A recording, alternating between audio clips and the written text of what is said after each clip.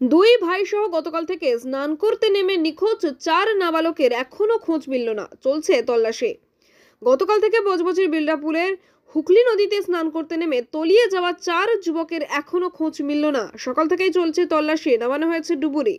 নদীর পাড়ে হাজার হাজার মানুষের ভিড়, এই বুঝি তাদের সন্ধান পাওয়া যায়। উল্লেখ্য, গতকাল বজবজির বিল্ডাপুরে হুগলি নদীতে স্নান করতে নেমে তলিয়ে যায় 4 জন যুবক। মোট 5 জন একসাথে স্নান করতে নেমেছিল। নদীতে তলিয়ে যাওয়ার সময় স্থানীয় একজনকে দেখতে পাওয়া যায় এবং একজনকে উদ্ধার করা সম্ভব হলেও বাকি 4 জন তলিয়ে যায়। 4 জনের মধ্যে ছিল 2 ভাই বিজয়নাথ শাহ ও রণবীর শাহ। কান্নায় ভেঙে পড়ে পরিবারের লোকজন। ইতিমধ্যে পুলিশের পক্ষ থেকে চালানো হচ্ছে তল্লাশি।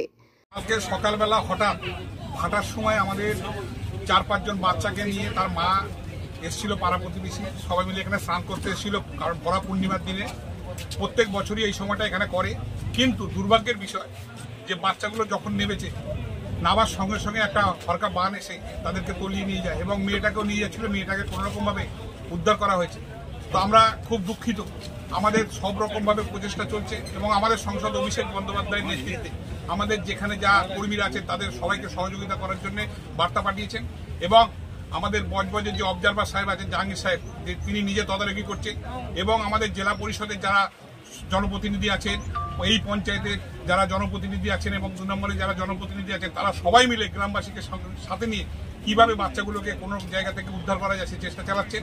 4 জন গুনাগুনি আসতে যায়। 4 জন করে দিত। আপনারই 2 ছেলে? আপনারই 2 ছেলে। কি নাম আছে? রণবীর শাহ, বিজয়নাথ শাহ। আচ্ছা, বয়স কিরকম বলুন? একটা 16, একটা 15। মানে মোট 4 জনে এখনো পর্যন্ত দেখা যাচ্ছে। তো এখনো পর্যন্ত তল্লাশি হচ্ছে, 24 ঘন্টা হয়ে যাওয়ার পরও এখনো চলছে পুলিশের তরফ থেকে যে তল্লাশি। না বা হলে তবে তো না বা হচ্ছে। রাতেও চলেছে কি? চলছে। প্রশাসনিকভাবে আপনাদের কোনো সহযোগিতা করা? Bureau report, DN news Bangla.